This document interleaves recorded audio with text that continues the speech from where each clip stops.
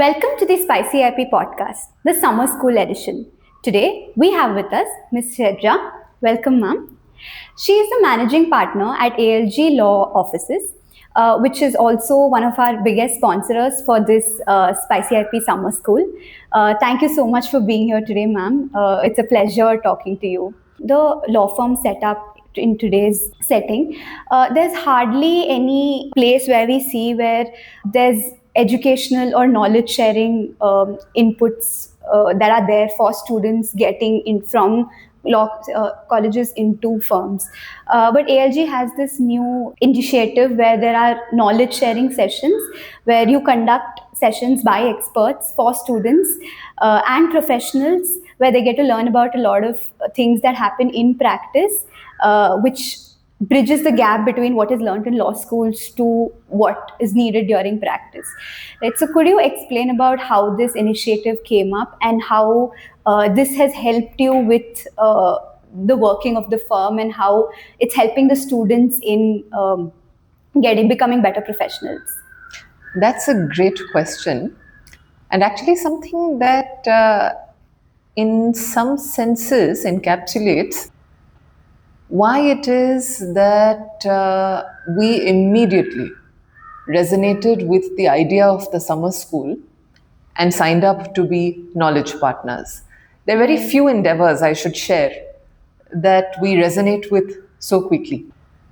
And so to answer your question, one of the conversations that I was having with one of the students is that the firm has a slightly different approach, I understand, than perhaps other firms typically have. Our outlook is that as a lawyer out of law school, even on day one, there is no reason why one's ability to interpret a statute, to read that text, is inferior to that of somebody with 15, 20, 30 years of experience, the greats in the industry.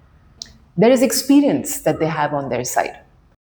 But the craft of reading a text, thinking critically, is something that on day one, even a fresher is and should be empowered with. And so that's basically the thought process of why we think it's important not only for experts to be giving knowledge sharing sessions, but even for our own, sometimes 6-month into practice attorneys, to look at how they have interpreted a certain statute, venture different possibilities, look at how courts have looked at that. And our view is that the quality of that can be as informed as the quality of bringing in an expert. And it's that thinking that we think is really important. And it seems that that's what SpicyIP is setting out to do also as part of its summer school, inculcating the approach of thinking critically. So in that senses, I suppose the inception is not very different. And that's such a different way of thinking about it because we don't see firms doing that. And I think a lot of students get stuck in the process of moving from law schools to firms and finding themselves being stuck in that process because they find it very different, right? Yeah. So something like this is such a great way of thinking. And it's also such an inclusive environment that you're putting out as a firm. It's also challenging, though, I should say. And it's sometimes harder to be in month one of the profession, putting out a knowledge sharing session for sometimes people who've been in practice for many, many years. It can be challenging, it can be daunting, but it shouldn't be. Right, that's such a different way of thinking about it. When it comes to skills like networking, do you have any guidance for students on how they can network better from law school or just out of law school, or in general on how they can use networking to their advantage, and how do you think that would help them in career development? Okay, so all of us, when we were in law school, had the opportunity to do multiple internships. Right. Some of the 5-year programs typically mandate 2 per year. So that's 10 internships that one would have done in that span of 5 years. Now, the way that I see it, and actually this is an early professional mentor to me, who shared this outlook. They said that each person that one interacts with professionally is somebody who has a lot of opportunity and goodwill that they could open up for you. And if you're able to win that, the more such opportunities you're able to win, the more successful one will end up potentially being. Success in the mainstream way, of course. There are various definitions of what success is, and it means different things to different people. But networking is also probably something that can be looked at from the same lens. This is somebody that you're interacting with who has the possibility, maybe today, maybe tomorrow, maybe 10 years from now, of facilitating something for you, something for your growth process. And so it's about doing whatever it is that you can to make sure that if and when you do reach out to that person requesting for their help, facilitation, they say, oh, we're happy to. So to me, networking is basically that. How do you create an impression that the people that you meet wish to back you, wish to be allies for you, wish to generally do what they can for you.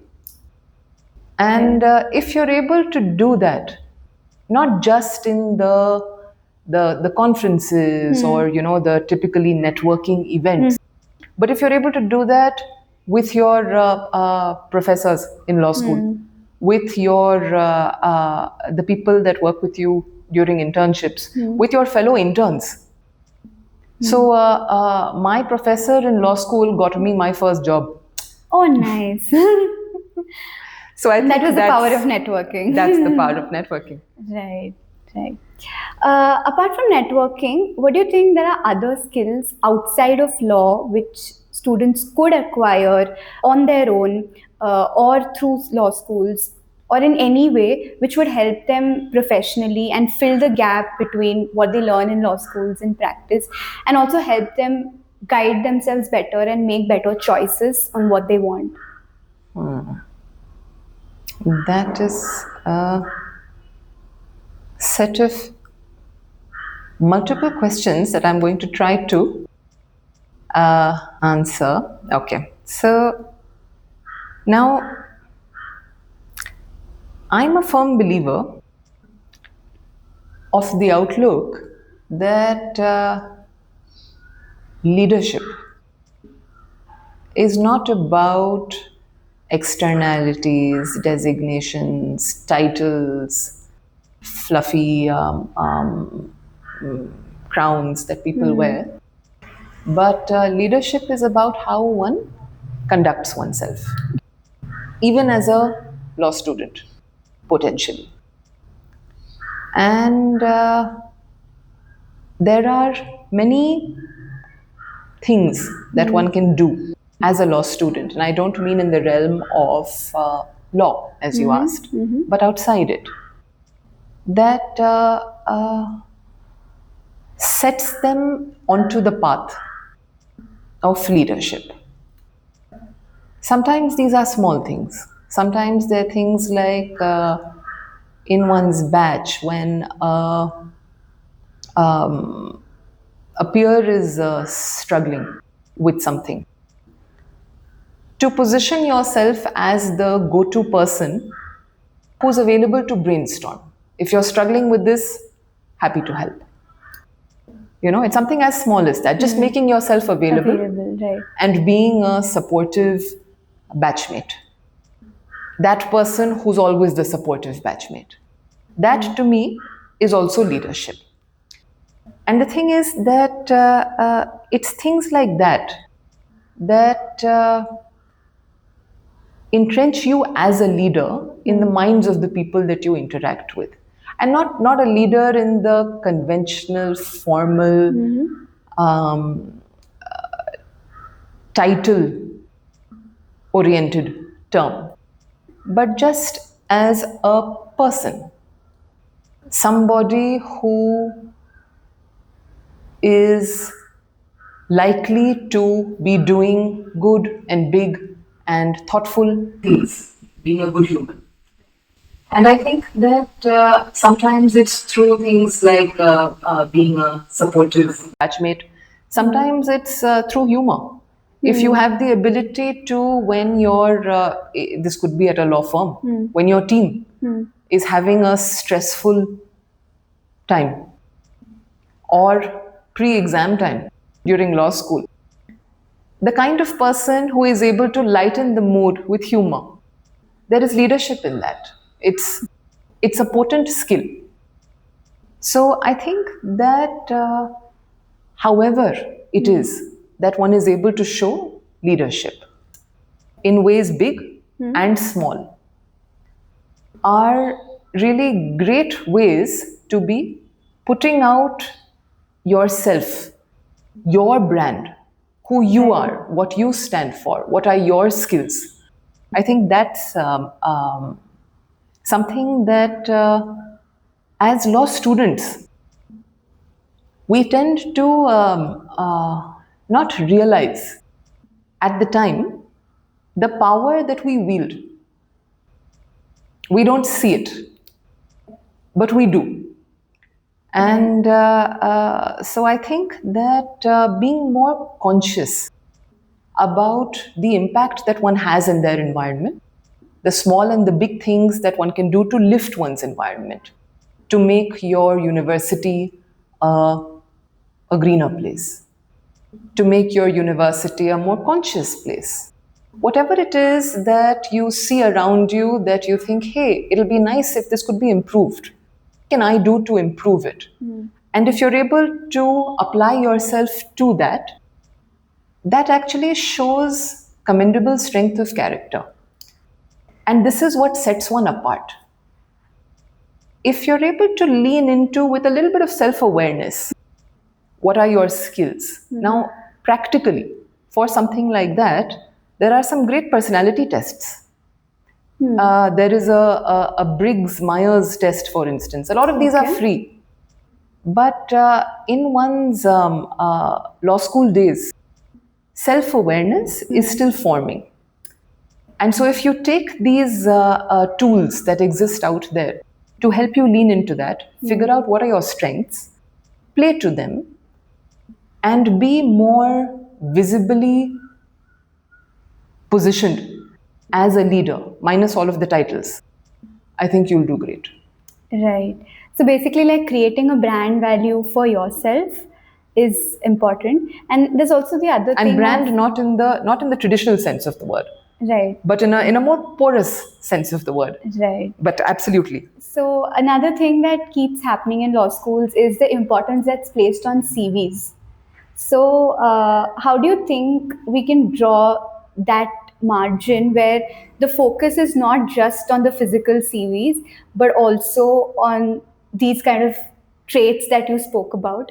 And do you think it's good for students to focus on it holistically rather than just working all 5 years on one direction on their CVs? Because again, like, I've heard a lot of people talk about it, that and it's a very diverse opinion where on one side there are people saying that you focus your CVs towards the direction of your choice, or like the direction where you want to focus on. But at the first year and second year, a student is not in a position to decide or make a choice as to which direction he or she would want to go. And on the other hand, there are also people talking about how you keep it diverse, so you have a sense of all the areas, and then you can decide. And I think there's a lot of confusion among students on this aspect. And how do you think this could tie in with all of these things that you spoke about with respect to personality, and what would be the best way out for students? So that's a very fair point that you raise. And I wish there was a mantra that I could share that would magically magically have all the answers. Now, since I'm pretty sure there is no mantra, I'm going to try to answer from different lenses. So, what somebody who is looking to assess a candidate, a law student, be it from the lens of higher education or be it from the lens of placement, we typically look for people who are self-aware and who have a plan. Sometimes the plan is that I haven't yet. It's in fact, I'll give you my example. I did the 5-year program from Nalsar. And for the first 3 years, I was fairly certain that I had picked the wrong line. Law school wasn't for me. It was very interesting. But and it stretched the mind in fascinating ways, and there were incredibly smart people around me, and that's always enriching. But I didn't see myself practicing or being a part of any of those areas as a vocation, and so I wondered that what's next after law school. I used my internships as almost like a buffet system, if you want to see it like that. You try to get as diverse experiences on your plate to get a practical sense of what works for you, what doesn't work for you. So it was clear to me that I hadn't found something that worked for me. I sampled as widely as I could through my internships. Third year is when we did IP. That was my epiphany moment, literally the light bulb, And sometimes it happens sometimes somebody enters law school with that epiphany moment already happening. They know exactly what they want to do. Sometimes it happens during law school. Sometimes by the end of law school, you realize that this is not for you. But it's helpful to have clarity. Even if the clarity is that this is not for you, it's helpful. Still clarity. That's self-awareness. Right. So it's helpful to be pursuing whatever it is that one is with some self-awareness and to have some sort of a plan. And what we look for is people who are able to demonstrate that. And what we look for is people who are not trying to fit in through their CV some kind of a mold they imagine that the world seeks. Maybe there are places that do seek that. But these molds are not the answer. Building one's CV because one imagines that that's something that will, you just keep adding internships. You add, you think that the biggest names is value. Actually, if a candidate has a clear plan, and even if the names are lesser known names, but the candidate is self aware, they know what they're doing, that's something that shines through.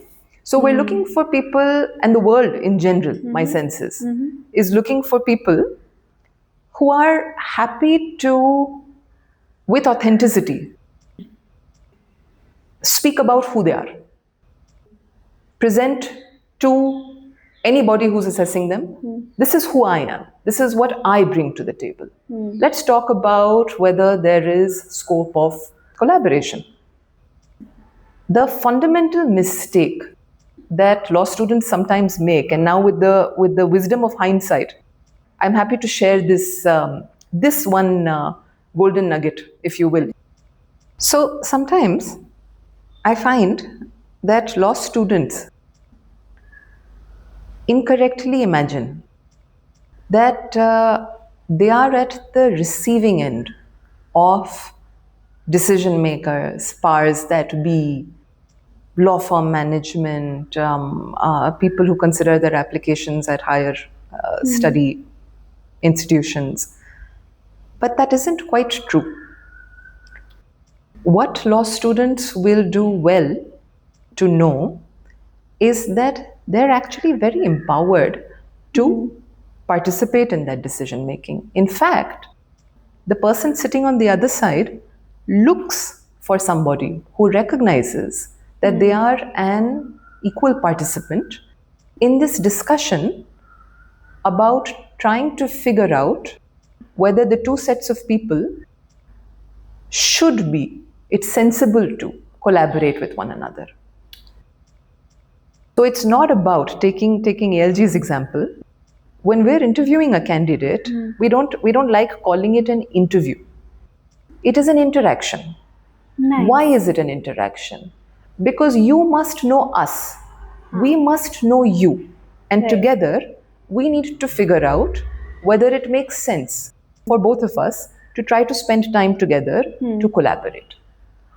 Are we the right fit for you? And are you the right fit for us? And we need to talk about this openly and transparently. That's such a great thinking, ma'am, because I think this is something which students should also know, and this is something great that you brought out, because with currently with all the things going on, I'm sure a lot of students are also not aware of what exactly law firms seek for, and this kind of a thinking is just so nice, and it's something which students also would want. So like you said, putting them at a pedestal where they are also able to participate in decision making is something which will also help them develop their confidence and know that they are at a position where they can bargain and they can collaborate. So that is such a great thing, ma'am, and thank you so much for being here. I'm sure when students watch this, it will be really inspiring. So and it was really great interacting with you. Thank you so much. Thank you for a great set of questions. They really got me to think, and it was a very enjoyable discussion. Thanks. Thank you, ma'am. Thank you.